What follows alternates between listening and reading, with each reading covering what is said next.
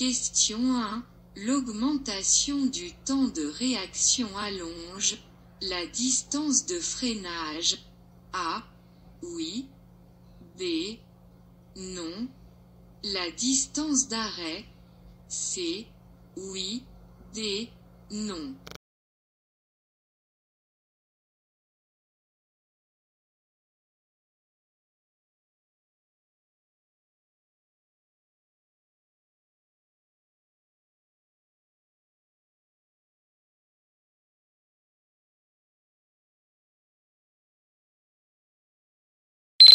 Le temps de réaction n'a aucune influence sur la distance de freinage. Par contre, la distance d'arrêt étant égale à la distance parcourue pendant le temps de réaction plus la distance de freinage. Si le temps de réaction augmente, la distance d'arrêt augmente. Bonne réponse B et C. Question 2. La signalisation autorise le dépassement d'un cycliste. A. Oui. B. Non.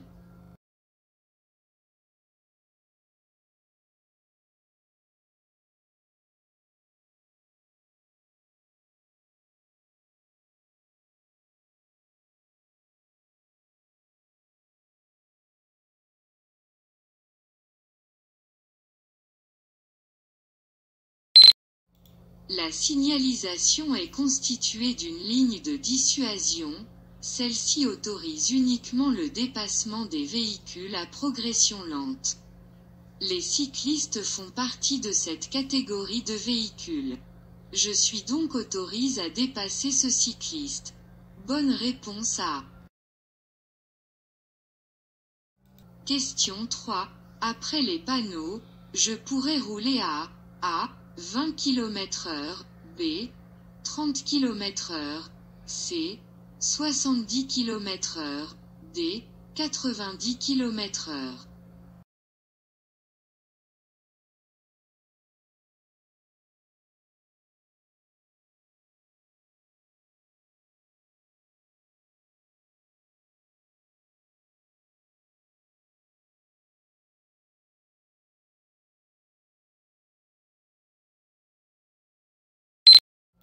Le panneau 30 est un panneau d'obligation. Il indique une obligation de rouler au moins à 30 km/h. Le panneau 70 est un panneau d'interdiction. Il limite la vitesse à 70 km/h. Après les panneaux, je devrais donc rouler à une vitesse comprise entre 30 et 70 km/h. Bonne réponse B et C. Question 4. Certains régulateurs de vitesse aident au maintien des espaces de sécurité avant. A. Oui. B. Non.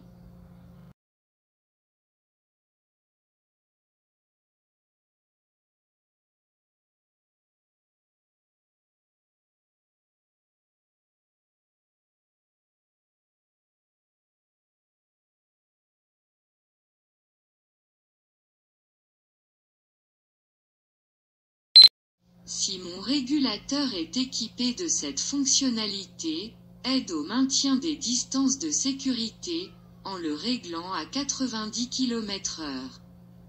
Le système va contrôler automatiquement la distance qui me sépare du véhicule qui me précède et ralentir automatiquement si besoin. Bonne réponse A. Question 5. En roulant à 90 km/h, je parcours environ A. 18 mètres par seconde, B. 27 mètres par seconde, C. 36 mètres par seconde.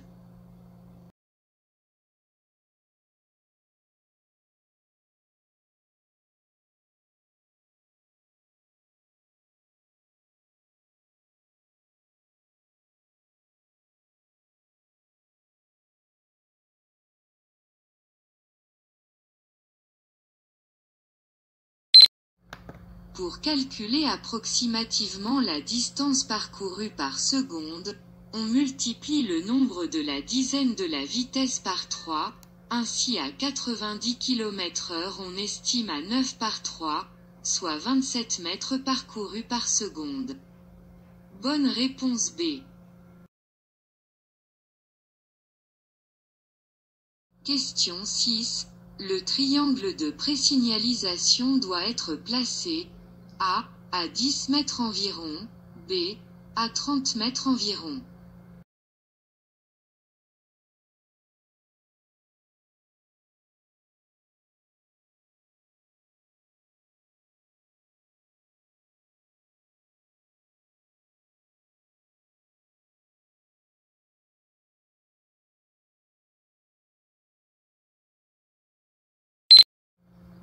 Le triangle de présignalisation doit être placé sur la chaussée à une distance de 30 mètres environ de l'obstacle à signaler, de manière à ce qu'il puisse être visible pour le conducteur d'un véhicule venant sur la même voie de circulation. L'obligation de mise en place du triangle ne s'applique pas lorsque cette action constitue une mise en danger manifeste de la vie du conducteur. Bonne réponse B. 7. Une mauvaise installation au poste de conduite augmente la fatigue du conducteur. A. Oui. B. Non. Le risque d'accident. C. Oui. D. Non.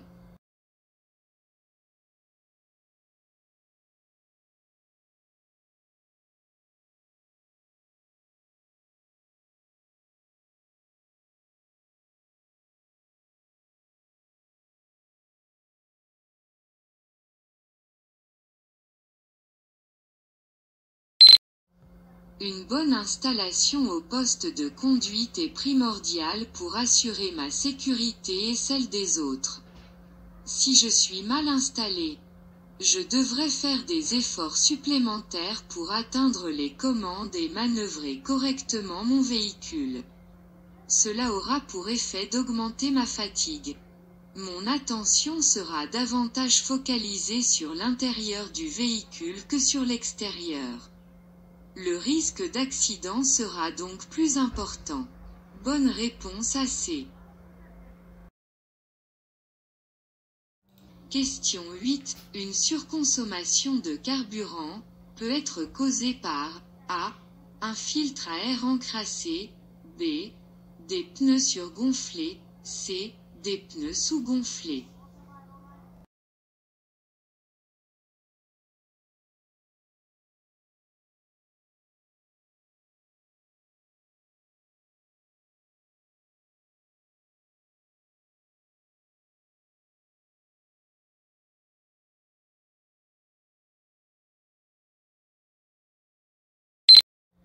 Un véhicule mal entretenu ou mal réglé peut consommer jusqu'à 25% de carburant en plus. Garder un filtre à air encrassé endommage fortement les conduits internes du moteur, entraînant des dysfonctionnements, tels que la surconsommation, la pollution, jusqu'à contribuer à la panne moteur. Des pneus sous-gonflés créent une résistance à l'avancement. Le moteur, en compensant cette résistance, demande plus d'énergie, et entraîne automatiquement une consommation accrue de carburant. Bonne réponse à C. Question 9. Je roule à 130 km/h. La distance de sécurité avec le véhicule qui me précède doit être équivalente à A. Un trait de la bande d'arrêt d'urgence, B. 2 traits de la bande d'arrêt d'urgence.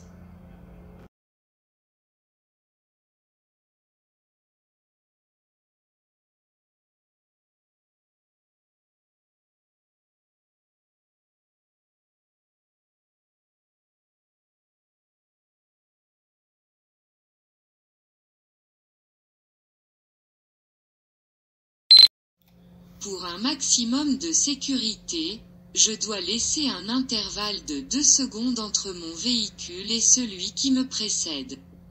Sur autoroute, pour maintenir facilement cet intervalle. Je laisse l'équivalent de 2 traits de la bande d'arrêt d'urgence entre nos deux véhicules.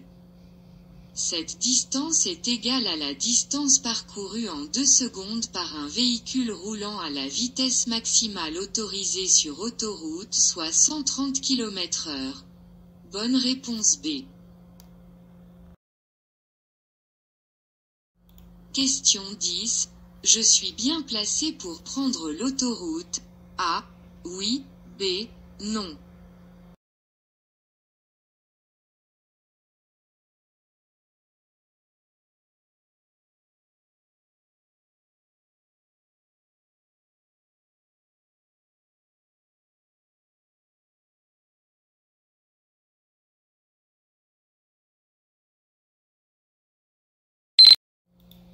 La voie en face de moi est une autoroute dont l'entrée est indiquée par le panneau carré et bleu. Cependant, le marquage au sol, composé de flèches directionnelles, indique la direction de chaque voie. La voie dans laquelle je circule comporte une flèche directionnelle à gauche, tandis que celle de la voie de droite indique bien la direction tout droit. Soit ici l'entrée de l'autoroute. Je ne suis donc pas bien placé pour prendre l'autoroute. De plus, j'arrive déjà à hauteur de l'intersection.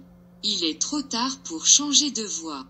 J'aurais dû anticiper mon itinéraire plus tôt, et me placer sur la voie la plus à droite, pour pouvoir prendre l'autoroute. Bonne réponse B. Question 11. Je roule à 20 km/h dans cette situation. A. Je freine et je m'arrête. B. Je ralentis et je passe. C. Je klaxonne.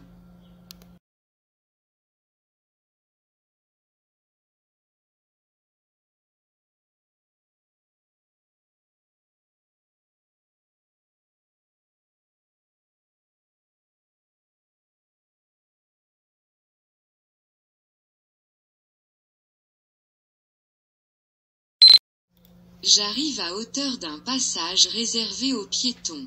Je suis tenu de laisser passer les usagers déjà engagés.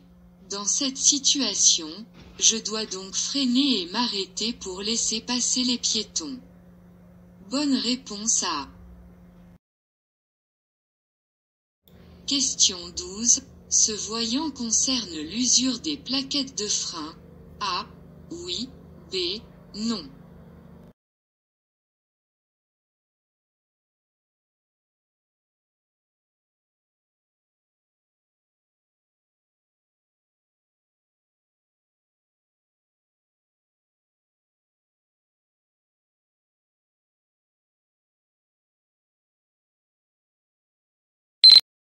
Si lors d'un freinage, ce voyant s'allume, cela signifie que les plaquettes de frein sont usées. Il est impératif de les changer rapidement. Bonne réponse A. Question 13. La limitation de vitesse à 30 km/h s'applique à partir du panneau A. Oui. B. Non. Jusqu'à la prochaine intersection. C. Oui. D. Non.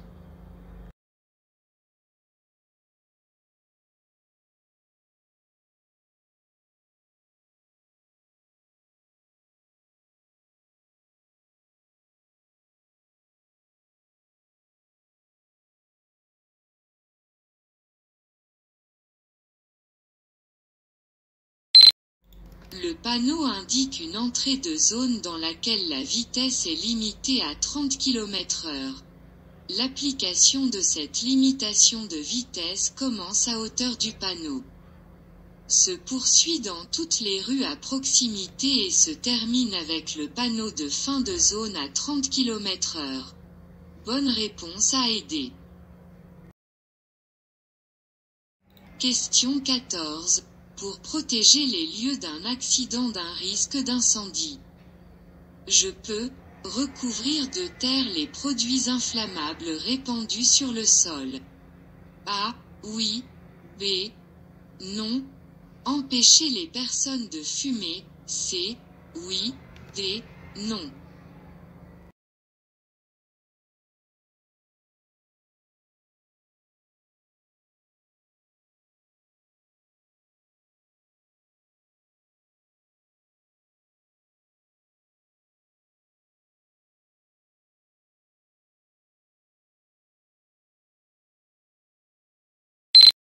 Lors d'un accident, la priorité est de protéger les lieux pour empêcher le suraccident.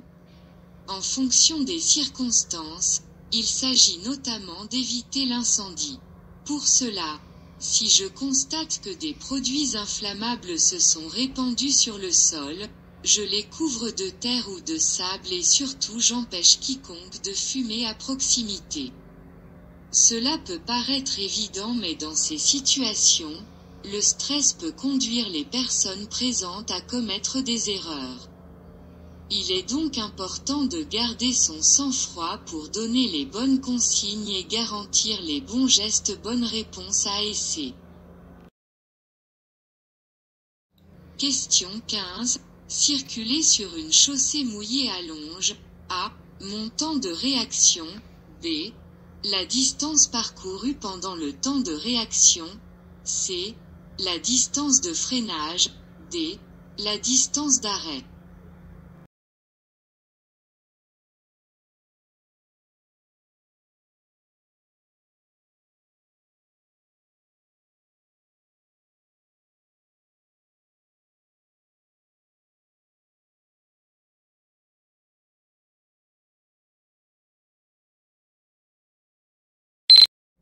La distance d'arrêt totale correspond à la distance parcourue pendant le temps de réaction et celle parcourue pendant la distance de freinage.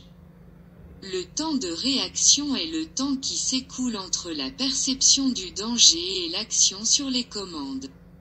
Quelle que soit l'allure, ce temps de réaction est toujours évalué à 1 seconde environ pour un conducteur vigilant et en pleine possession de ses moyens. L'état de la chaussée n'a pas d'influence sur mon temps de réaction ni sur la distance parcourue pendant ce temps. La distance de freinage, elle, correspond à la distance parcourue entre le moment où le conducteur freine et l'arrêt total du véhicule. Cette distance est impactée par l'état de la chaussée. Ainsi la distance de freinage est allongée si la chaussée est mouillée car les pneus ont alors moins d'adhérence. En conséquence, c'est aussi la distance d'arrêt totale qui s'en trouve allongée.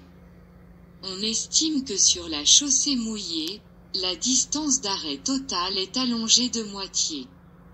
Bonne réponse C et D. Question 16. Je continue le dépassement. A. Oui. B. Non.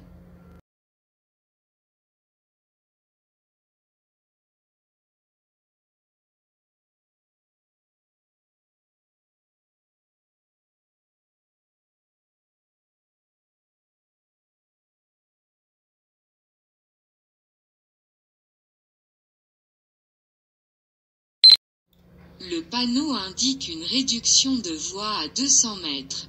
Sachant qu'à 90 km/h, il faut environ 250 mètres pour dépasser en toute sécurité, je ne dispose pas de la distance suffisante pour terminer ma manœuvre.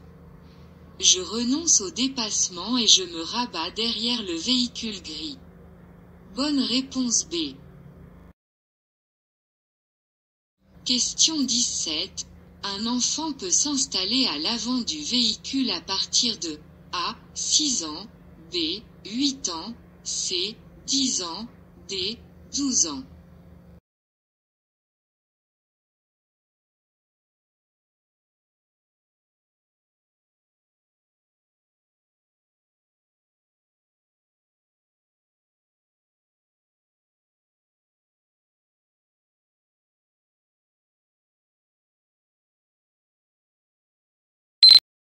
En cas de choc, les risques de blessures graves ou de décès sont plus importants à l'avant du véhicule. Afin de protéger les enfants, plus vulnérables, La règle est de les installer obligatoirement à l'arrière jusqu'à l'âge de 10 ans, dans des dispositifs adaptés à leur âge et attachés correctement. Bonne réponse C. Question 18. Il est conseillé de changer les balais d'essuie-glace tous les ans. A. Oui. B. Non.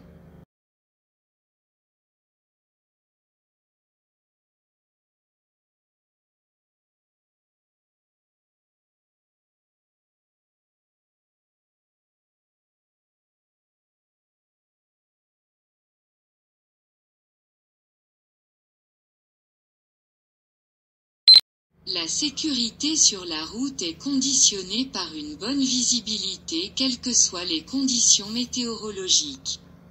Pour garantir la sécurité même sous forte pluie, les balais d'essuie-glace doivent être en bon état. Il est donc fortement conseillé de les changer tous les ans avant l'hiver. Bonne réponse A. Question 19. Par temps de brouillard, lorsque la visibilité est inférieure à 50 mètres, je dois laisser un intervalle de sécurité de minimum A. 50 mètres, B. 100 mètres, C. 150 mètres.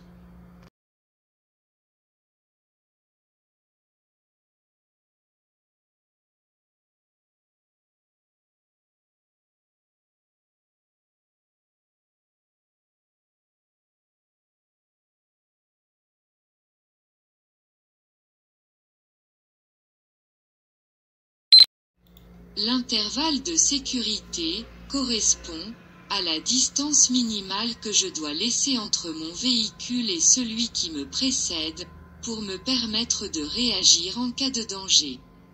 Par temps de brouillard, lorsque la visibilité est inférieure à 50 mètres, je dois laisser un intervalle de sécurité minimum de 50 mètres. Bonne réponse A. Question 20. Je peux dépasser le cycliste. A. Oui. B. Non.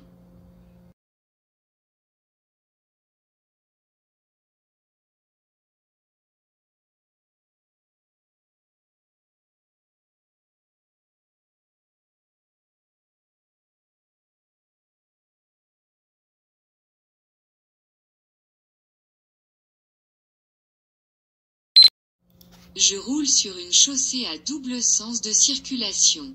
La ligne médiane est composée d'une ligne d'avertissement et de flèches de rabattement qui annoncent une ligne continue. Étant donné la vitesse peu élevée d'un cycliste et le fait que celui-ci circule dans une voie qui lui est réservée, je suis sûr de finir mon dépassement avant la ligne continue tout en respectant l'intervalle latéral d'1,50 m imposé hors agglomération. Je peux donc dépasser. Bonne réponse A.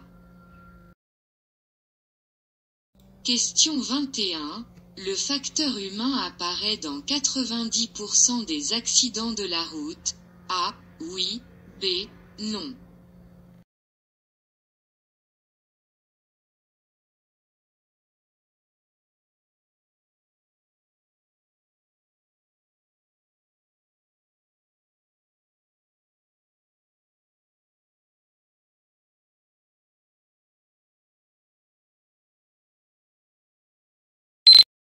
Plusieurs types de causes peuvent être à l'origine d'un accident de la route.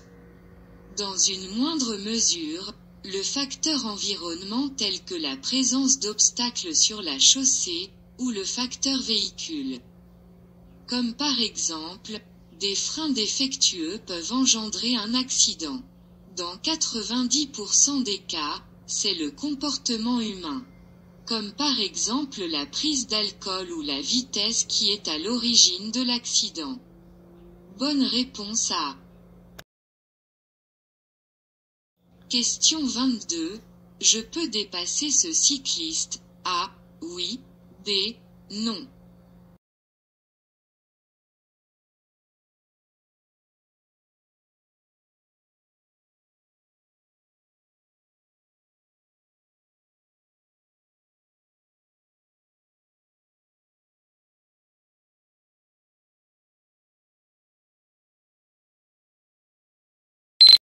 Le marquage au sol est composé d'une ligne de dissuasion. Celle-ci autorise uniquement le dépassement des véhicules lents ou roulant lentement tels que les cyclistes. D'autre part, ce panneau interdit de dépasser les véhicules à moteur sauf deux roues sans sidecar.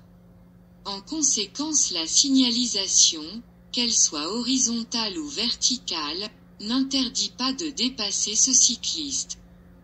Enfin, je dispose d'une visibilité dégagée à l'avant comme à l'arrière qui me permet d'engager ma manœuvre en toute sécurité. Bonne réponse A.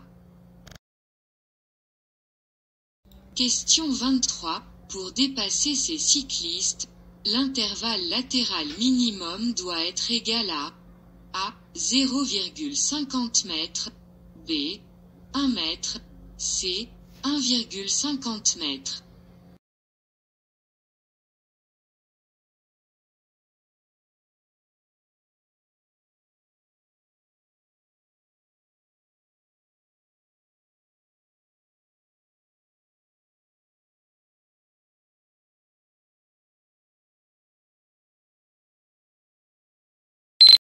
Pour garantir la sécurité des cyclistes, des deux roues ou des piétons, et afin d'éviter tout risque d'accident, un intervalle latéral minimum doit être respecté lorsque je croise ou que je dépasse ces différents usagers.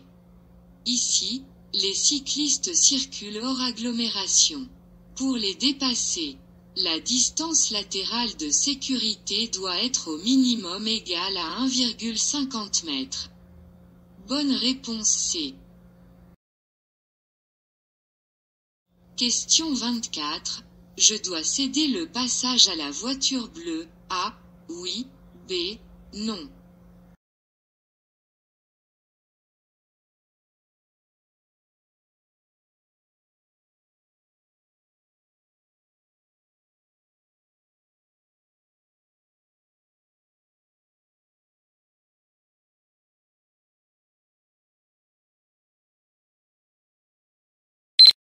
Le conducteur de la voiture bleue est soumis à un stop matérialisé par le marquage au sol et le panneau stop.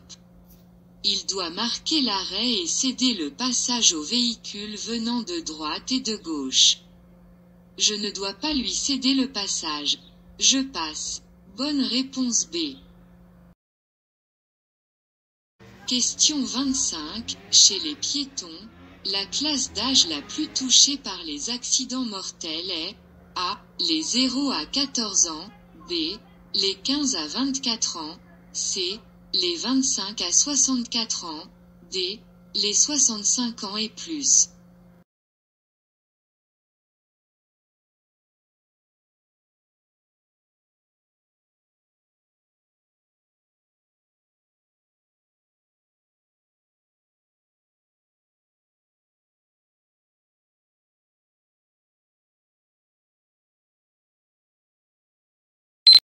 « 4% des piétons touchés par les accidents mortels ont moins de 14 ans. Les 15 à 24 ans représentent 10% des piétons tués sur la route, et chez les 25 à 64 ans. La proportion atteint 34% mais avec une proportion de 52%, les piétons de 65 ans et plus sont la classe d'âge la plus touchée par les accidents mortels. Bonne réponse D. Question 26. L'interdiction de stationner débute A. À hauteur du panneau, B. À 50 mètres, C. À 150 mètres.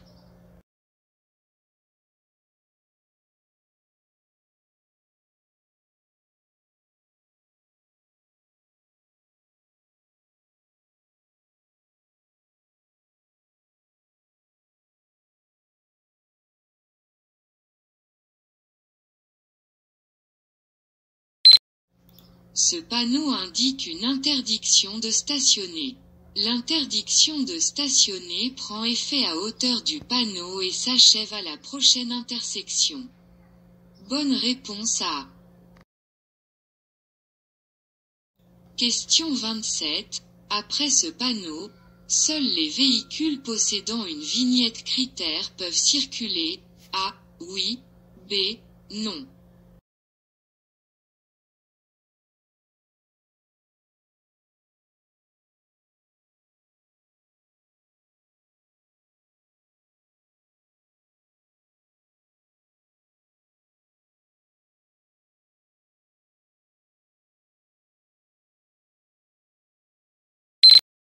Vous quittez une zone de circulation restreinte dite ZCR, mise en place pour limiter les polluants atmosphériques. Certains véhicules motorisés peuvent y avoir accès en fonction des niveaux de pollution. Pour cela, il est nécessaire de posséder une vignette, critère, collée sur le pare-brise. Celle-ci existe en 6 catégories, en fonction de la motorisation, de l'âge du véhicule et surtout des émissions de polluants. Tous les véhicules sont concernés par la vignette critère.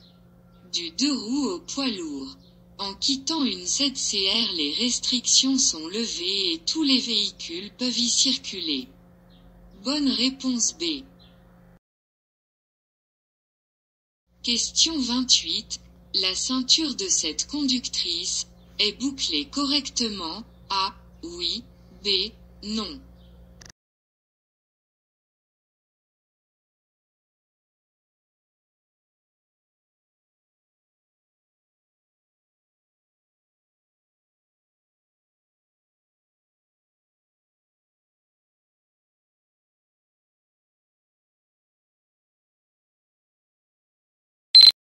Une ceinture bouclée peut vous sauver la vie, je dois l'attacher correctement.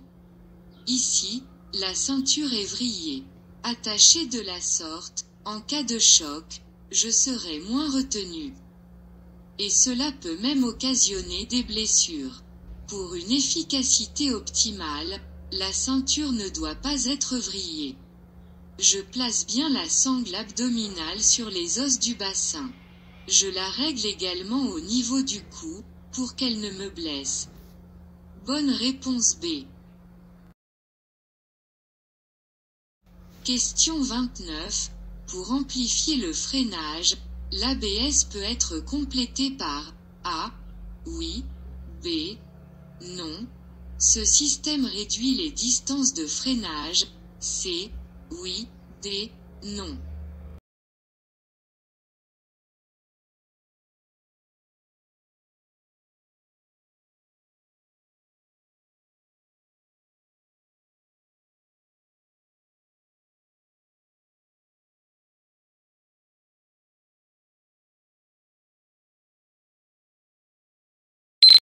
L'ABS ou système anti-blocage des roues est un système d'assistance au freinage, permettant de limiter le blocage des roues en cas de freinage violent.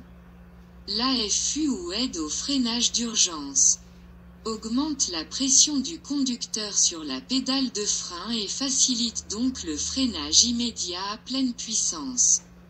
L'AFU complète donc l'ABS, pour amplifier le freinage. En conséquence, les distances de freinage s'en trouvent réduites. Le système ESP quant à lui détecte la perte d'adhérence et permet de corriger la trajectoire. Bonne réponse A et C. Question 30. En cas d'incendie dans le tunnel, je serai à l'abri dans l'issue de secours. A. Oui. B. Non. La niche de sécurité. C. Oui. D. Non.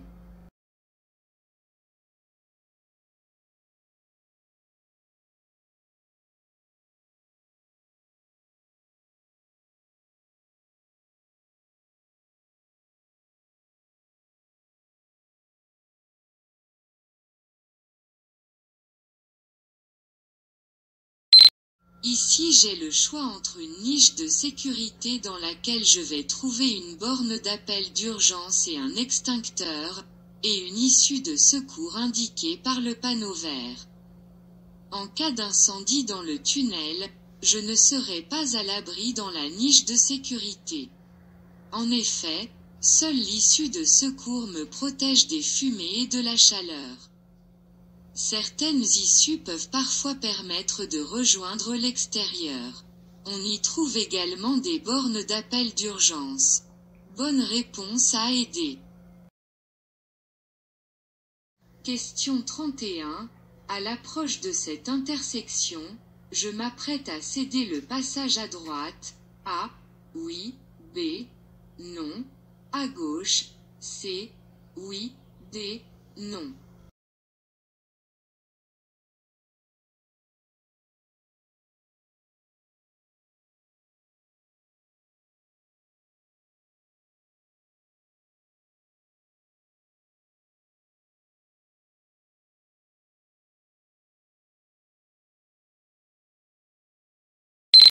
J'aperçois un panneau de présignalisation directionnelle. Celui-ci annonce un carrefour à sens giratoire. Pour le franchir, je devrais céder le passage aux usagers venant de gauche déjà engagés sur l'anneau. Bonne réponse B et C. Question 32. Pour être bien installé au poste de conduite, je dois régler dans l'ordre A. Les rétroviseurs, le siège, le volant. B. Le siège, le volant, les rétroviseurs. C. Les rétroviseurs. Le siège, le volant.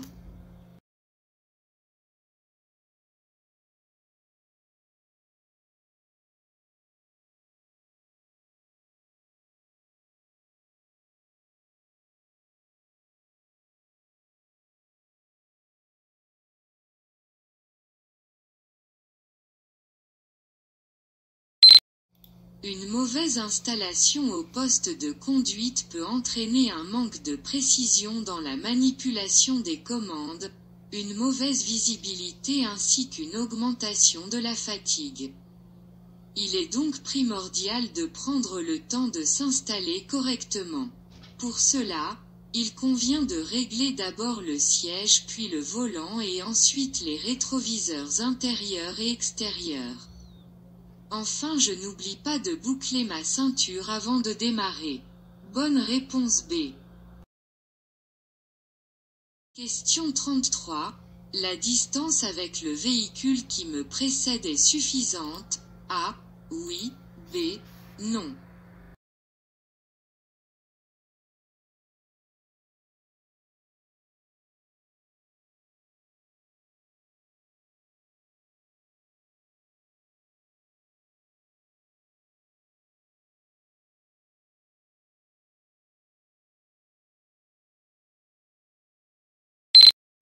La distance de sécurité doit être égale à la distance que je parcours pendant 2 secondes.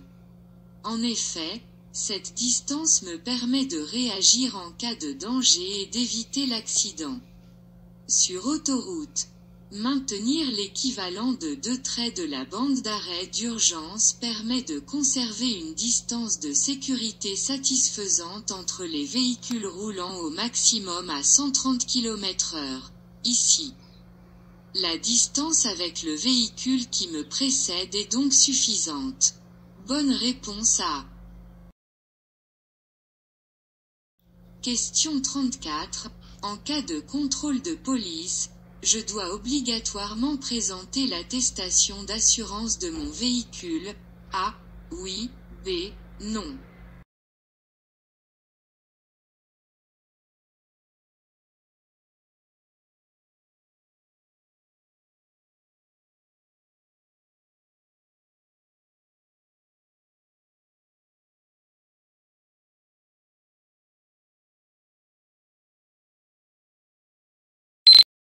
Mon véhicule doit être obligatoirement assuré.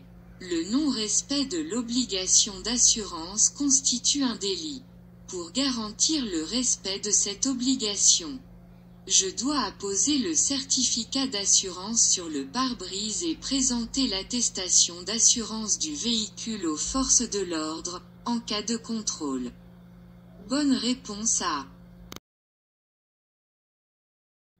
Question 35. Si je n'obéis pas à cet agent, qui me fait signe de m'arrêter, J'encours une amende de 3 750 €. A. Oui. B. Non. Une perte de 6 points. C. Oui. D. Non.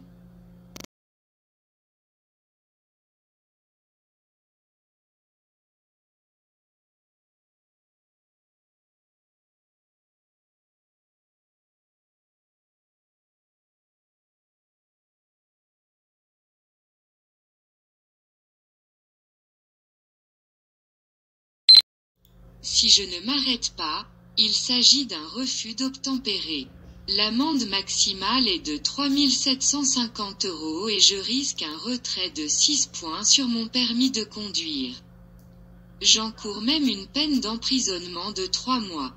Bonne réponse A et C. Question 36. Je peux dépasser ce véhicule. A. Oui. B. Non.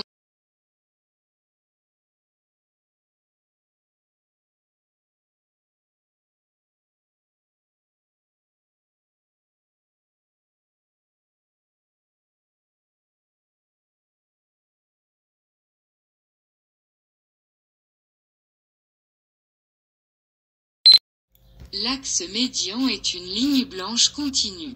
Il est interdit de la franchir ou de la chevaucher. Je ne peux donc pas dépasser la voiture rouge.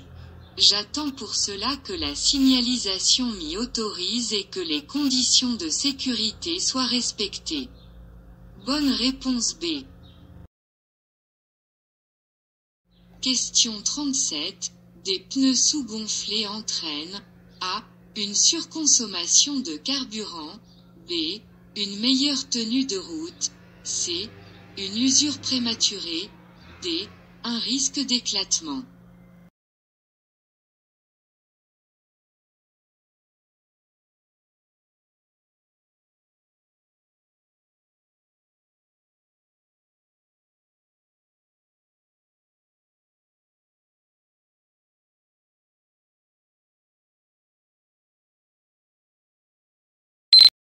Les pneus font partie des principaux organes de sécurité du véhicule.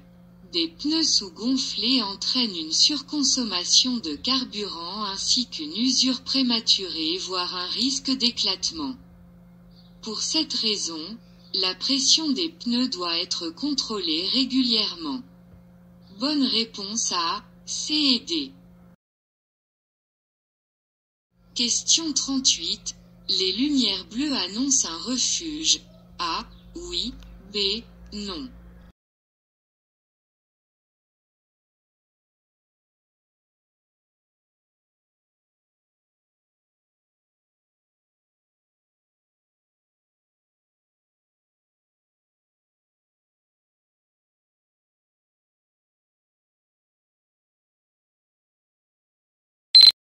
Ici les diodes qui émettent cette lumière bleue constituent un dispositif d'aide à l'évaluation des distances de sécurité. Dans d'autres tunnels, des marquages au sol de type chevron ou ligne de rive permettent également aux conducteurs de maintenir une distance minimale de sécurité avec le véhicule qui le précède. Cette distance minimale est primordiale pour éviter la propagation d'un incendie et faciliter le déplacement des secours. Bonne réponse B. Question 39. 2 km en vélo sont parcourus en moyenne. A. En 8 minutes. B. En 15 minutes. C. En 25 minutes.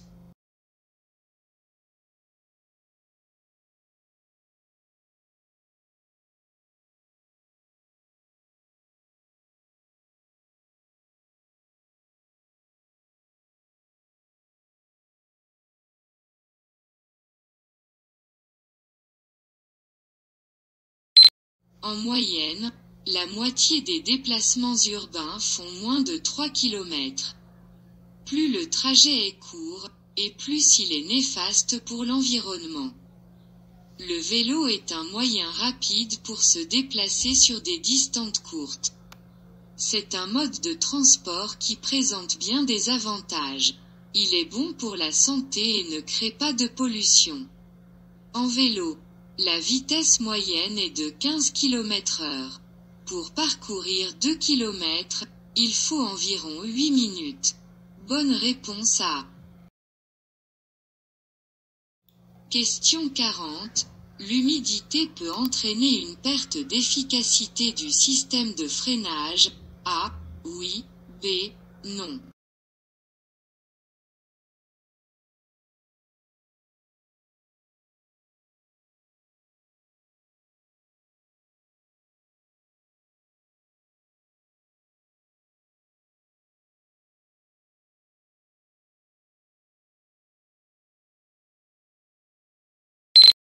La traversée d'une flaque d'eau ou le lavage de la voiture peut mouiller les surfaces de frottement des plaquettes et des disques de frein, ce qui entraîne une perte d'efficacité du freinage. Pour nettoyer ces surfaces, il suffit alors de freiner doucement plusieurs fois. Bonne réponse A.